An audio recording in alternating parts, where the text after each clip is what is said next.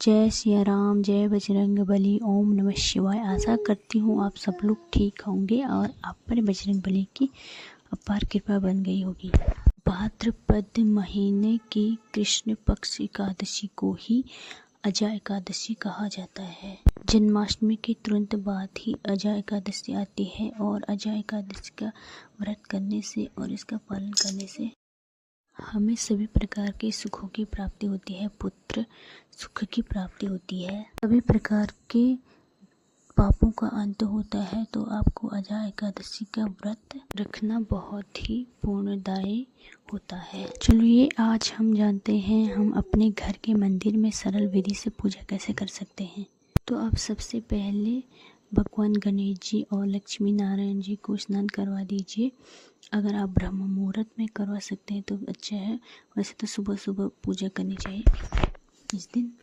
और उसके बाद आप स्नान करवा के लक्ष्मी गणेश नारायण जी को जहाँ वो विराजमान से पहले वहीं रखते हैं। अगर आपके पास लड्डू गोपाल जी की मूर्ति है तो उनको भी स्नान करवा करके, अगर आप इस दिन गाय के कच्चे दूध से स्नान करवाते हैं तो आपको संतान सुख की प्राप्ति होती है। अगर आपके पास पहले से संतान है, पुत्र प्राप्त हुआ है आपको, तो उसकी सेहत अच्छी होती है, मतलब स्वास्थ्य होता है, उसका जीवन अच्छा रहता है। लड्डू गोपाल जी को आप कोशिश करिए कि पीला कलर पहनाए। पीला कलर ठाकुर जी को बहुत ही ज़्यादा प्रिय होता है और पीला कलर हमको पहनना भी चाहिए उस दिन। अगर आप पीला कलर पहनते हैं तो आपका गुरु ग्रह भी मजबूत हो जाता है और आपकी बुद्धि भी अच्छी हो जाती है और आप में जो भी ग्रह क्लेश है वो भी ठीक हो जाते हैं और सारे ग्रह भी हमारे शांत हो जाते हैं। अगर आपके पास राधा रानी की सेवा करने के लिए मूर्ति है तो उनकी सेवा भी कर लीजिए, के साथ उनको स्नान करा लीजिए। और उसके बाद कान्हा जी को और विष्णु भगवान को चंदन का टीका लगाइए। राधा जी और लक्ष्मी माता को चंदन का टीका नहीं लगाएंगे, रोली या सिंदूर का टीका आप लगा सकते हो। बाकी सभी को आप हल्दी का टीका लगा सकते हो, हल्दी और चंदन का। और उसके बाद आप कलावा चढ़ा दीजिए। अगर हो सके तो आप कलावा पे इत्र लगा के तब चढ़ा दीजिए, इससे आपका शुक्र ग्रह मजबूत हो जाता है। ओम वस्त्रम समर्पयामि का जाप करते हुए आपको अपने देवी देवताओं को रोली भेंट कर देनी है, अर्पित कर देनी है। और उसके बाद भगवान विष्णु और माता लक्ष्मी को पीली फूल चढ़ाइए। अगर दुर्वा घास है तो वो भी चढ़ाइए।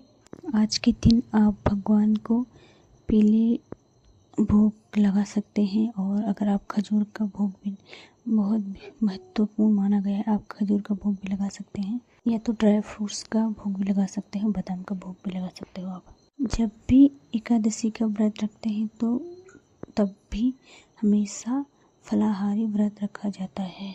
अगर आप व्रत नहीं रख पाते हैं तो कोई बात नहीं, सिंपल पूजा करने से ही श्री हरि भगवान विष्णु का मंत्र जाप करने से और भगवान बालकृष्ण का मंत्र जाप करने से ही पुण्य मिल जाता है।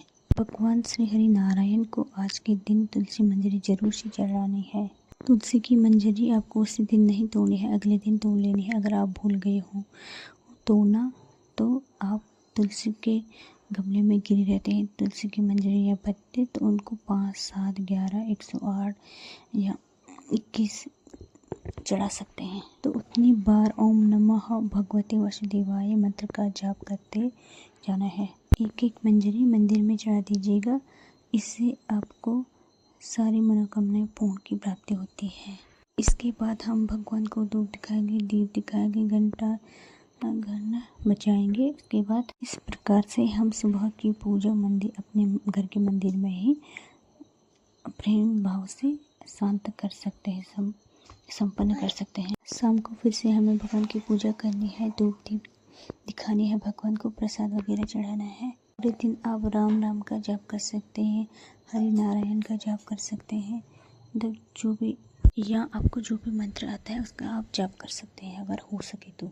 जो भी एकादशी का व्रत होता है उसमें आप भगवान को 5 प्रकार के, 3 प्रकार के, 1 प्रकार के, 7 प्रकार के फल अवश्य अर्पण कीजिए। साथ में कोई पीला चीज, कोई पीली लड्डू, पीली वस्तु का आप भोग लगा सकते हैं। तो देखिए भगवान को क्या भोग लगना है, क्या चढ़ाना है, ये तो हमने जान लिया। और अपने बारे में भी जान लेते हैं। आपको व्रत के दिन फलाहार लेने हैं और चावल बिल्कुल नहीं लेने हैं। व्रत के दिन चावल की मनाही होती है। उसके बाद हम मंदिर में आरती दिखाएंगे, पहले गणेश जी को, उसके बाद सारे देवी देवता को आरती दिखाएंगे। आरती आप गाकर भी बोल सकते हैं और फ़ोन पे भी चला सकते हैं। अगर आप व्रत रखते हैं या कोई पूजा करते हैं तो आपको हवन जरूर से करना है। 11 बार आप ओम श्री वासुदेवाय नमः का जाप करते हुए हवन में आहुति दे दीजिए। उसके बाद आप हाथ में जल लेकर 3 बार घुमा लीजिएगा। इससे हमारी पूजा मतलब संपन्न हो जाती है। और आप अपने हाथ में एक पीला पुष्प लेकर ही पूजा की कथा को पढ़ें या सुने। अगर आप सुबह नहीं सुन पाते तो शाम को सुने या पढ़ें। उसके बाद अगर कोई कमी रह जाती है मंदिर में, वहाँ पे 100, 50, 51 जितने भी रुपए हो आप चढ़ा दीजिए। 11, 21 वहाँ पे चढ़ा दीजिए दक्षिणा के रूप में। पारण हमें दूसरे दिन करना है, मतलब 20 अगस्त को करना है। तो फ्रेंड आज की वीडियो में इतना ही। मिलूंगी नेक्स्ट वीडियो में। और इससे पहले आप मेरे चैनल शिव शक्ति का साथ मिलके को सब्सक्राइब से जरूर से